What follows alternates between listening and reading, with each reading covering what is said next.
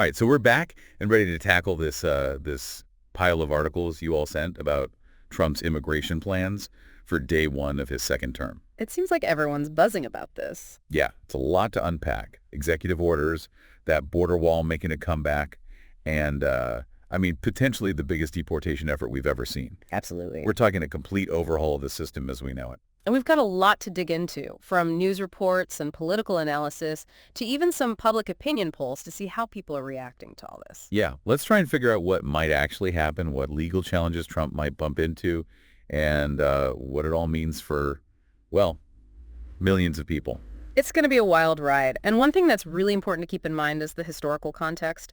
Some of these measures, especially those that involve the military and immigration enforcement, they actually echo laws from centuries ago. Wow, really? Yeah, think back to the Alien and Sedition Acts, that kind of thing. Their constitutionality is very debatable, to say the least. That's fascinating. Makes you realize this isn't just about today's headlines, huh?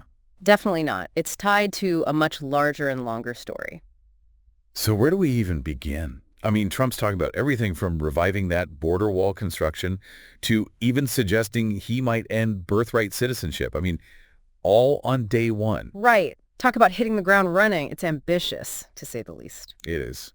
So let's break down some of these big moves. He keeps mentioning declaring a national emergency. What does that even mean in this situation? How does that work? Declaring a national emergency basically unlocks a whole set of powers and resources that the president doesn't usually have access to. Some more power. Exactly. It lets them skip over some of those bureaucratic hurdles and direct funding and resources much faster. Like a legal shortcut.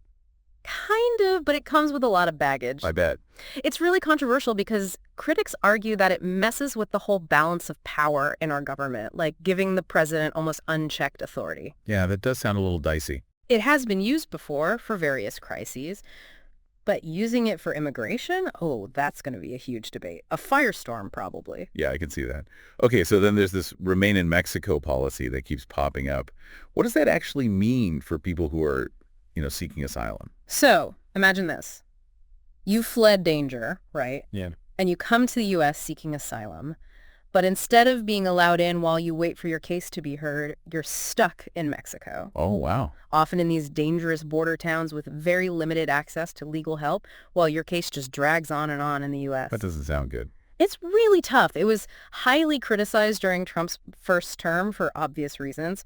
The conditions people face were just, well, awful, and bringing it back is already raising all sorts of red flags with human rights groups. Yeah, I can understand why. That would be incredibly difficult for people who are already going through so much. Absolutely. And then on top of all that, there's the idea of ending birthright citizenship.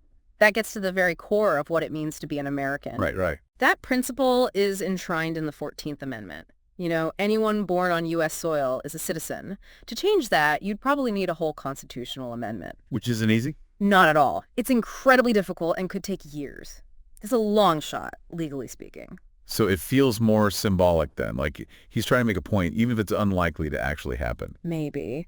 But it does show just how far he's willing to go to change immigration policy in this country. And speaking of going far, it looks like mass deportation is on the table. The polls we have, they show Americans are completely split on this issue, straight down party lines. It's not just some fringe idea either. No, it's front and center in our political landscape. Totally. But even if he pushes for it, can it even be done? We're talking millions of people. That's the thing. It's a massive logistical challenge.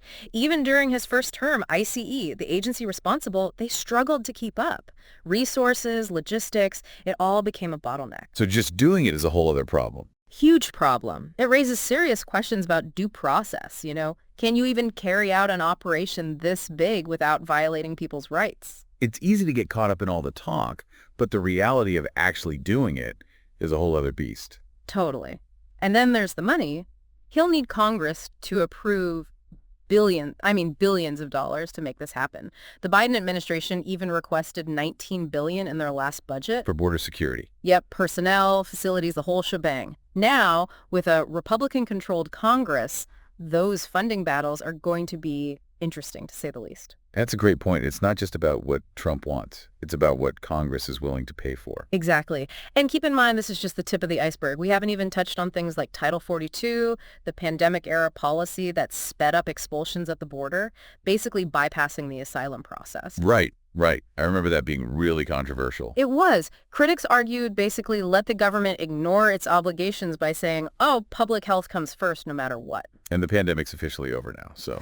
So bringing it back without a solid public health reason would likely get challenged in court. Big time. Oh, I bet.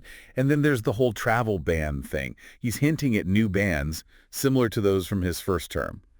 You know, the ones targeting those Muslim-majority countries. Right, which sparked huge backlash, with people calling them discriminatory and Islamophobic. And those ended up in court too, right? Oh, absolutely.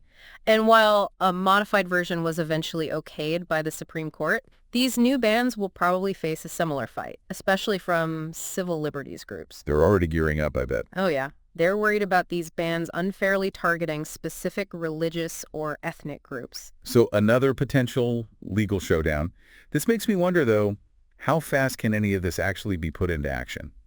It seems like there are a lot of roadblocks. You're right. It's not like flipping a switch. A lot of this is going to get tied up in legal battles, and some stuff needs Congress to give the green light, allocate those funds, and then building new facilities, boosting enforcement. That all takes time and resources. And he's even talked about using military bases, maybe even deploying the military itself. Yes, and that opens up a whole other can of worms, legally speaking. Using the military for domestic law enforcement is super controversial. That could easily end up in the Supreme Court, too. Like, we'd be rehashing debates from the 1790s. It's amazing how those old precedents are still relevant today. It shows we're not just talking about policy tweaks here. We're dealing with fundamental questions about power, individual rights, and what it even means to be American. So we've got executive orders, legal battles brewing, funding fights in Congress, and maybe even the military getting involved. This could be a defining moment for immigration in America. Do you think it'll all go as planned? That's the big question, isn't it? There are so many factors in play: the courts, Congress, public opinion, and even the government's ability to make it all happen. It's a really complex situation with a lot of unknowns. And we can't forget about the people at the center of it all. We're talking about millions of lives potentially being turned upside down. What are people saying, those directly affected by these changes? That's where it gets really complicated and honestly heartbreaking. Trump has been very clear that he wants more deportations. And not just focusing on newcomers, but even people who've been here for years, even if they don't have a criminal record. Wow. Imagine the fear for families who've built their lives here, whose kids are in school, who consider America their home. It's a lot to grapple with. It's a good reminder that this isn't just about politics, it's about people's lives. Real people. Exactly. And that's something we'll be digging into more as we explore the potential consequences of these plans. That's a perfect segue into our next section. Let's take a closer look at some of the specific actions Trump has promised to take right off the bat on day one. All right, so before we jump to the break, we were in the thick of it talking about the potential impact of Trump's immigration plans and all the hurdles, the challenges these plans might face. Yeah, a lot of moving pieces. So now let's get into some of the specifics of what he's actually proposing, those actions he's promised to take right away. Day one. Sounds good. One thing that caught my eye was bringing back Title 42. I vaguely remember that from, I think it was the pandemic, but can you remind our listeners what exactly that is? Of course. So Title 42, it's a public health order, and it was first used during the pandemic, back during the Trump administration. Basically, it allowed immigration authorities to quickly expel migrants at the border. Even those seeking asylum. Even those, yeah.